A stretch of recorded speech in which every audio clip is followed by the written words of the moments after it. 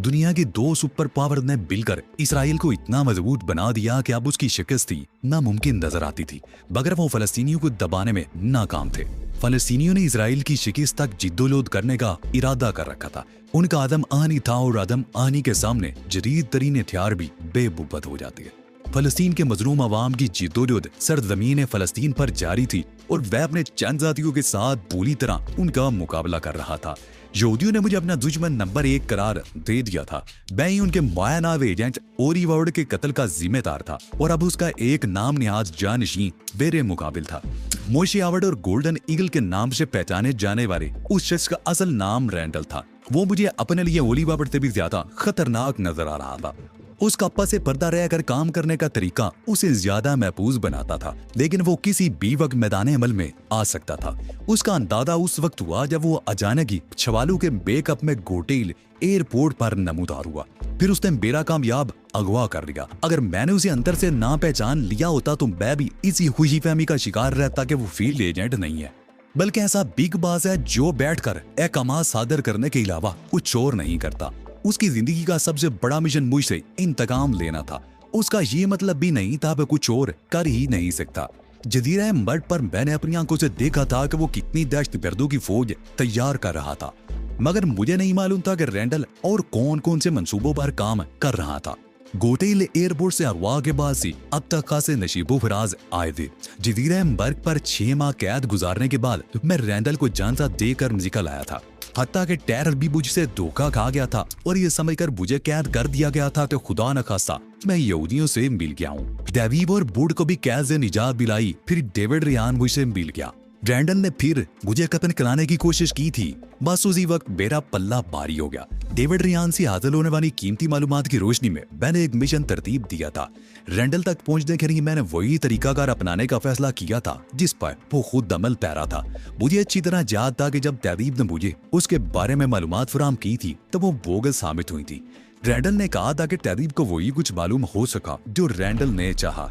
गोया पहली बार उसने तहदीब को मुकम्मल शिकस्त से हमकनार किया था, लेकिन अब मैंने बिसात उलट दी थी। रैंडल की हिकमत अमली को मैं खुद उसी के खिलाफ इस्तेमाल कर रहा था। मुझे मालूम नहीं था कि वो खुद कहाँ होगा, लेकिन मुझे ये यकीन था कि वो जहाँ भी होगा सुकून से नहीं होगा। शीगुराई में रूनमा होने वाले हालात से पूरी तरह बाखबर होगा। रीना ने उसकी रातों की नींद और दिन का सुकून लूट रखा था। मादाम क्लारा की हालत तो मेरे सामने थी और फिर उन लोगों के लिए एक मुसीबत और भी थी कि मैं गोटेल छोड़ आया था। उस मुसीबत का नाम था बैंस दिले। मादाम क्लारा भी बैंस दिले के लगाए हुए तरीकाकार से समझ भी ना पाई थी कि उस पर रीना सालोमन आ गई जो उसे नुकसान पहुंचाए जा रही थी, मगर उसका कोई सुराग नहीं मिल रहा था और ना ही मिलने की उम्मीद थी। बैंस दिले की तरफ से तो वो उस वक्त तवज्जो देते जब उन्हें रीना सालोमन से निजात मिलती। अचानक कमरे का दरवाजा खुला और फलूरा अंदर दाखिल हो गई। ये देखकर तो कोई भी कह सकता था कि वो किसी तकरीब से आ रही है। तुम कब आए? उसने सोफे पर बैठते हुए कदरे बेरुखी से कहा। काफी देर हो गई, मैंने कहा, लेकिन तू कुछ नाराज लग रही हो, खैरियत तो है? मुझे तुम पर गुस्सा आ रहा है। उसने मुंह फुलाकर कहा, अगर 2 दिन भी तुम्हारे साथ गुजारने और पड़ गए तो मैं खुदकशी करने पर मजबूर हो जाऊंगी। क्या बात होगी? मैंने हैरत से कहा, मैंने तुम पर पाबंदी तो आयद नहीं की। तुम कहीं भी जाने के लिए मुकम्मल तौर पर आजाद हो, लेकिन तुम्हारी वजह से मुझ पर जो पाबंदियां मादाम क्लारा की तरफ से आयद की गई हैं उनका क्या होगा? फ्लूरा ने मुझे घूरते हुए कहा। मैं क्राउन क्लब चली गई थी, वहाँ मादाम क्लारा का फोन आ गया और मुझसे जवाब तलबी की गई कि मैं तुम्हें छोड़कर होटल से क्यों हटी। ये पहला मौका है कि किसी से इस तरह बराह रास्त जवाब तलबी की गई हो और अब मैं तुम्हारे रहमो करम पर हूँ। ठीक है, मैंने तवील सांस लेकर कहा, मैं मादाम क्लारा को मुतला कर दूंगा कि तुम मेरे साथ खुश नहीं हो ताकि मुझे तुम्हारी जान छूट जाए। फ्लूरा बेयकीनी से मुझे देखने लगी। तुम्हें मालूम है इसका नतीजा क्या होगा? उसने कहा, मुझे तुमसे अलग कर दिया जाएगा और तुम अपनी लक से महरूम हो जाओगे। जबरदस्ती के सोते मुझे कभी पसंद नहीं रहे।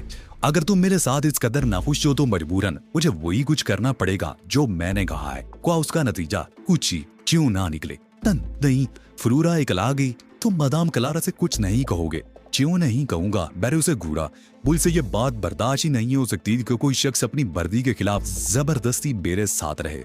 तो तुम्हें गलत फहमी हुई है, मैं तुम्हारे साथ नाखुश तो नहीं हूँ। कैसे नाखुश नहीं हो? मैंने आंखें निकाली, तुम्हारे चेहरे के ताज़ा तुम्हारे अल्फाज का साथ नहीं दे रहे। उसे अंदाजा हो गया कि बात बिगड़ चुकी है। उस समय रही थी कि मैं उसकी खुशामद करूंगा, इसलिए वो मेरी मजबूरी है। आखिर मैंने उसे अपनी लक करार दे दिया था। उसके ख्याल में ये मुमकिन ही नहीं था कि मैं उससे दस्त बरदार हो जाता, इसलिए वो नखरे दिखा रही थी, रूठने का मुजाहरा कर रही थी ताकि मैं उसे मनाऊं। औरत ख्वाह दुनिया के किसी खित्ते से क्यों ना ताल्लुक रखती हो, उसकी ख्वाहिश यही होती है कि उसे चाहा जाए, वो रूठे और कोई उसे मनाए। फदूरा वो यकीन था कि वो रूठेगी तो मैं उसे मनाऊंगा, उसकी खुशामदेह करूंगा, लेकिन बेराबर अक्सरत अमल देखकर वो बुखला गई। बुखला इसलिए गई थी कि औरत होने के सिवा उसकी हैसियत और भी थी जिसे उसने फरामोश कर दिया था, और वो हैसियत थी ईगल की कारकुन। अपनी इसी हैसियत में वो किसी ऐसे हुक्म से इनकार नहीं कर सकती थी जो उसे ईगल की तरफ से मिला हो, और मैं इस बात से बहुत अच्छी तरह वाकिफ था कि उसकी पोजीशन कितनी नाजुक है। इसलिए मैं भी फैल गया था। बात अब कुछ और हो गई थी। अब मैं उसकी जरूरत था उसे मुझ पर नजर रखने का हुक्म मिला होगा। मुझ पर नजर रखने के लिए उससे बेहतर और कौन हो सकता था। लेकिन अगर मैं उसकी शिकायत कर देता तो उसे सख्त सजा मिलती। कुछ अजब नहीं कि उसे ईगल से निकाल बाहर किया जाता। एक मामूली सी जिम्मेदारी पूरी ना कर सकने के बाद ईगल में उसकी मौजूदगी का जवाब भी नहीं रह जाता था। अरे मैं तो मजाक कर रही थी। अचानक फरूरा ने क्या लगाया, उसके तासरात यकदम ही तब्दील हो गए थे। अच्छा, मैंने भी जवाब में क्या लगाया, मैं अभी मजाक ही कर रहा था, चेक कर रहा था कि तुम कितने पानी में हो, वरना ये कैसे मुमकिन है कि मुझ जैसे वजीह आदमी से कोई लड़की मुंह मोड़ ले। फलूरा बुरी तरह जल गई होगी मगर मुंह से कुछ नहीं कह सकती थी। मैं उसे ऐसी धमकी दे चुका था जिसके बाद वो मेरी मर्जी के खिलाफ एक लफ्ज बोलने की भी हिम्मत नहीं कर सकती थी। उसके तासरा से अंदाजा होता था कि वो जल भुनकर कबाब हो गई हो, मगर वो कोशिश कर रही थी कि किसी तरह अपने जज्बात का इजहार ना होने दे। तुम कुछ बोल नहीं पाई। मैंने उसे गौर से देखते हुए कहा, मैंने कोई गलत बात तो नहीं कही? नहीं, तुम तो शहजादा एक गुलफाम हो, तुम्हें कोई लड़की भला किस तरह ठुकरा सकती है? मेरा ख्याल है तुम्हारे पीछे तो लड़की की फोन लगी रहती होगी। गोया मेरा दादा दुरुस्त था। मैंने इस तवील सांस लेकर कहा, तुम मेरे साथ खुश नहीं हो। तुम्हारे लहजे से इस बात का अंदाजा होता है। अब मुझे बादाम कलारा से बात करना ही होगी। मैंने कोई गलत बात तो नहीं थी। फलूरा संभल कर मुस्कुराई। तुम्हारी शख्सियत में वाकईयत ही वजह है कि लड़कियां तुम्हारी कुर्बत की तमन्ना करती होंगी। इस बार उसके लहजे में शरीनी थी, और इस शरीनी ने जुंदलाहट और खौफ की इम्ताज से जन्म लिया था। तुम बहुत समझदार हो फलूरा, मैंने दिली दिल में मुस्कुराते हुए कहा, और तुम्हारा ज़ौक भी बहुत उम्दा है। फलूरा कुछ नहीं बोली। शायद उसने मुनासिब यही समझा होगा कि मेरे सामने कम से कम बात करे ताकि उसके मुंह से कोई ऊंधी सीधी बात ना निकलने पाए। तुम क्रोन क्लब गई थी, वहाँ एडगर और टोनी कहीं दिखाई दिए? नहीं, वो दोनों ज़ीरे उताब है। अगर उनका कसूर सिर्फ तुम्हारे लूटने की हद तक होता तो शायद उनकी गुलू खुलासी हो जाती, मगर वो तो उससे भी आगे बढ़ गए थे। अब उन्हें बहुत सख्त सजा दी जाएगी। मैंने इस बात में सर हिलाया। अब तुम्हारा प्रोग्राम क्या है? 12 बज चुके हैं, क्या सोगी नहीं? मेरा तो काफी पीने को जी चाह रहा है। फलूरा ने यूं कहा जैसे मुझे चिढ़ाना चाह रही हो। उसे क्या मालूम था कि मैं जागने के मूड में हूँ। जी तो मेरा भी चाह रहा है, मैंने कहा, मगर यहाँ नहीं, काफी शाम में जल कर पियेंगे। चलो। फलूरा खिल उठी और हम दोनों कमरे से बाहर निकल आए। कमरे से बाहर रायदारी में निकला तो मुझे महसूस हुआ जैसे कोई शख्स रायदारी में मौजूद था जो हमें बाहर निकलते देखकर छुप गया हो। मैंने फलूरा की तरफ देखा, उसके चेहरे पर कोई खास असर नहीं था। मैं मोहतात हो गया। मालूम नहीं रायदारी में कौन था।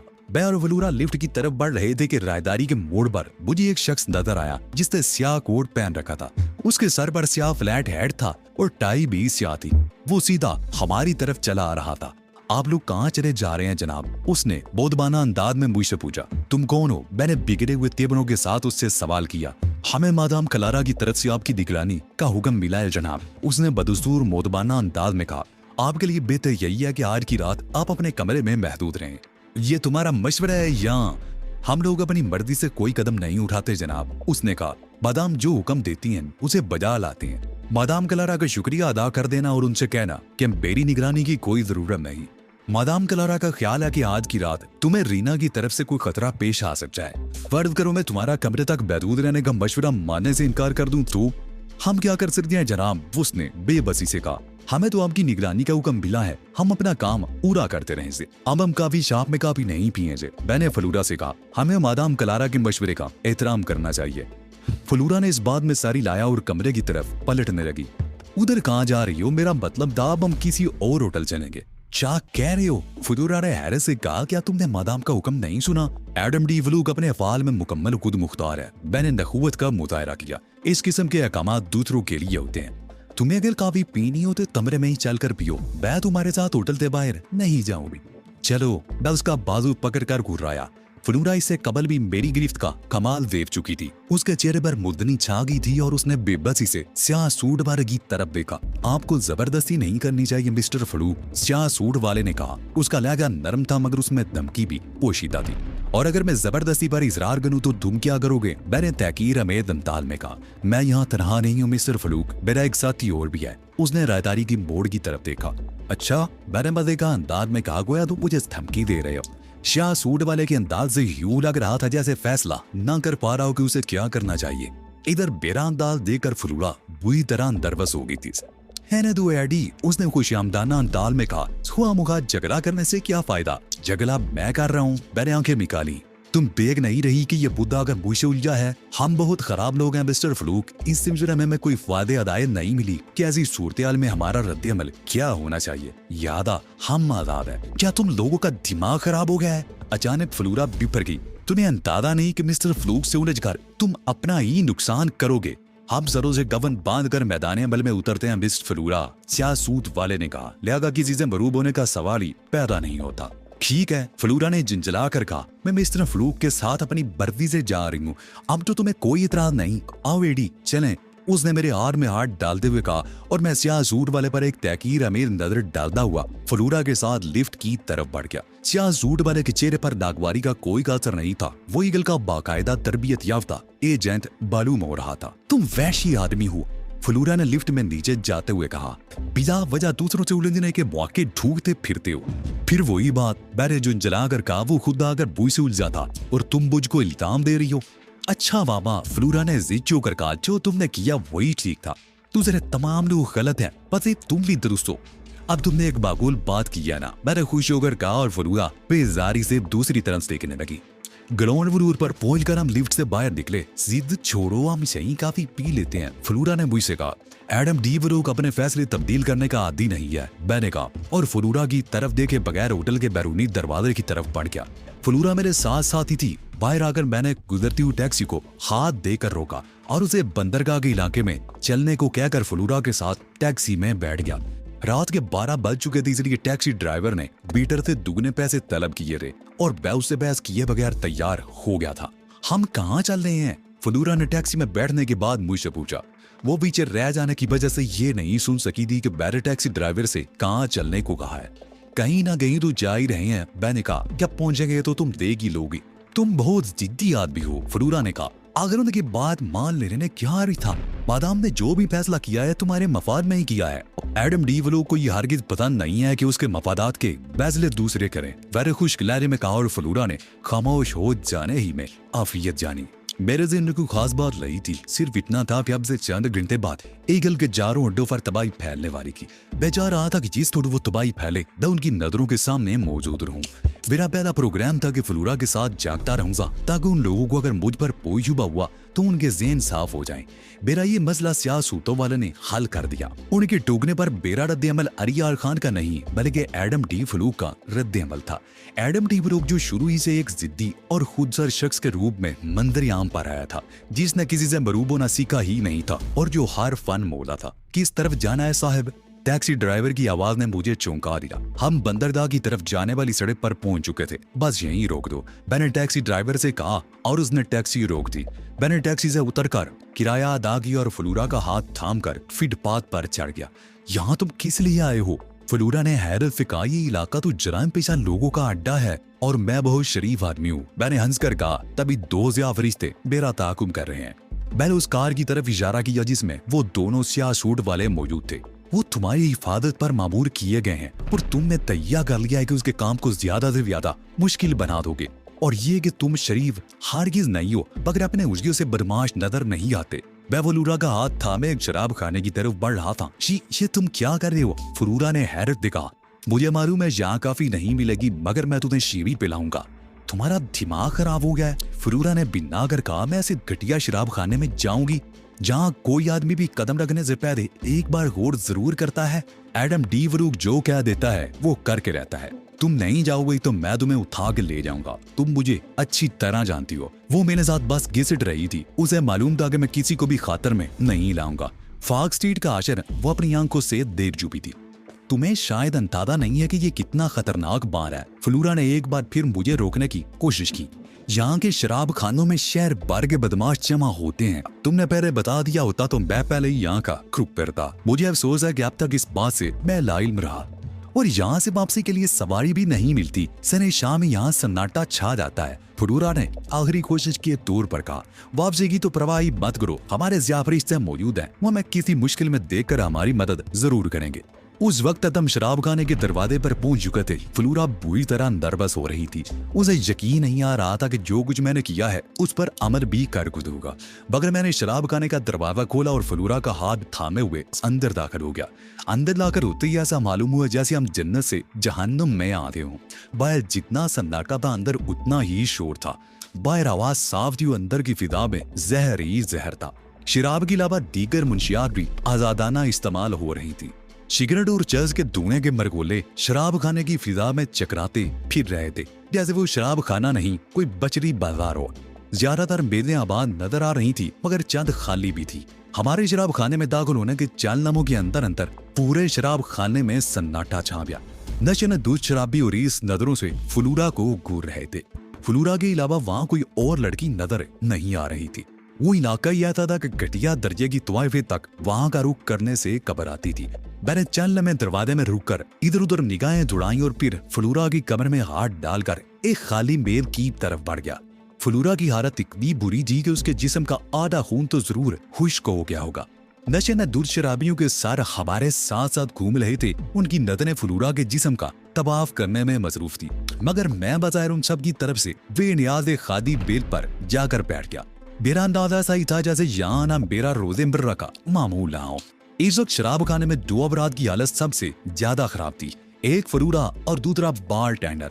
बारटेंडर के चेहरे पर हवाइयां उड़ रही थी। गालिबन शराब खाने का मालिक भी वही था, अगर कि वो खुद भी कोई गुंडा ही होगा। मगर फलूरा की वहां आमद से जिस किस्म के हंगामे की उम्मीद की जा सकती थी, उसके तसव्वुर से ही उसके होश उड़े हुए होंगे। फलूरा और बारटेंडर दोनों ही अपने खुश कोंडों पर जबान फेर रहे थे। शराब खाने में जिस तेजी से सन्नाटा तारी हुआ था, उसी तेजी से दोबारा गोल गुबाड़ा शुरू हो गया। हर शख्स जोर जोर से बातें करने लगा था। इस बार उन सब का मौजू एक ही था, फलूरा।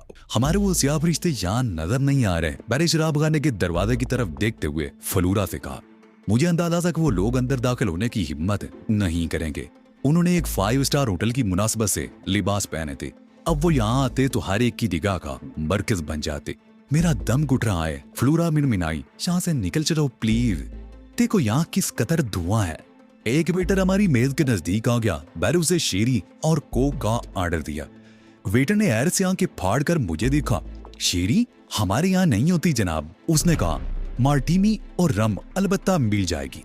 तो फिर 2 कोक ले आओ, मैंने बेपरवाही से कहा और उसने एक बार फिर आंखें फाड़ कर मुझे देखा। ये शराब खाना है जनाब, यहाँ कोक भी शराब के साथ ही सर्व की जाती है, खाली कोक नहीं दी जा सकती। क्यों नहीं दी जा सकती? मैंने बुलंद आवाज में कहा। ये अच्छी जबरदस्ती है भाई। शराब खाने पर एक बार फिर सन्नाटा तारी हो गया। वो लोग सुनना चाह रहे थे कि एक हुसीन लड़की का साथ क्या कह रहा है। वो लोग सुनना चाह रहे थे कि एक हुसीन लड़की का साथी क्या कह रहा है। बारटेंडर भी मुतजस्सिस नजरों से हमारी तरफ देख रहा था। क्या बात है? बारटेंडर ने ऊंची आवाज में कहा। तुम लोग किस बात पर झगड़ रहे हो? मैंने इसे 2 कोक लाने का ऑर्डर दिया, मगर ये कहता है कि यहाँ कोक सिर्फ शराब के साथ ही सर्व की जाती है। वेटर ठीक कहता है, लेकिन मैं तुम्हें रियायत दे रहा हूँ। जल्दी कोक पियो और यहाँ से दफा हो जाओ। बारटेंडर ने कहा और नशे में दूध शराबी कहकर लगाने लगे। मुझे किसी रियायत की जरूरत नहीं। मैंने हकारत से कहा, हमारे लिए 2 कोक भिजवाओ और मेरी तरफ से सबको एक एक जाम पिलाओ। बारटेंडर की आंखें हैरत से फैलती। गवर्नमेंट शराब खाने की तारीख में पहला गाहक था जो तमाम हाजरीन को मुफ्त शराब पिला रहा था। मैं उसके ताजरा से बेनियाज दोबारा बैठ गया और वेटर कोक लाने के लिए दौड़ गया था। तमाम लोग मुझे हरीस निगाहों से घूर रहे थे। फलूरा ने बर्राई हुई आवाज में कहा, ऐसा लगता है यहाँ कोई आंखों में मुझे खा जाना चाहते हैं। इन्हें माफ कर दो। मैंने बड़े खुदूस से कहा, बेचारे नशे में है। और जरा उस शख्स को देखो जो तुम्हारी बाईं जाने वाली बेद पर बैठा है। फलूरा ने निगाहें झुकाए झुकाए कहा, उसकी तो सूरत ही देखकर खौफ मालूम हो रहा है। मुझे उसकी तरफ देखने की जरूरत नहीं थी। उस शख्स को मैं पहले ही देख चुका था। वो एक लंबा तिरंगा शख्स था जिसकी बड़ी बड़ी मूंछें भी थी। सूरज से ही गुंडा मालूम हो रहा था। उसे एक नजर देखते ही मुझे अंदाजा हो गया था कि ये वहाँ मौजूद लोगों में सबसे ज्यादा खतरनाक है। वो जिस अंदाज से फ्लोरा का घूर रहा था उससे साफ जाहिर था कि पेशकदमी किए बिना नहीं मानेगा। वो बेचारा बेज़र सा आदमी लगता है। मैंने फ्लोरा से कहा तुम ख्वाह परेशान हो रही हो। वहाँ मौजूद हर शख्स ने फ्लोरा पर आवाजें कसे थे, मगर मेरे अंदाज से यूं लगता था जैसे मैं बहरा हो गया हूँ। फ्लोरा ने भी अपनी जात पर किए गए वो बेबात अबसरे सुने थे, लेकिन वो मेरे सामने बेबस थी। वेटर ने कोक लाकर हमारी मेज पर रख दी थी और उसके साथ ही वो लंबा तरंगा शख्स उठकर हमारी मेज की तरफ बढ़ा।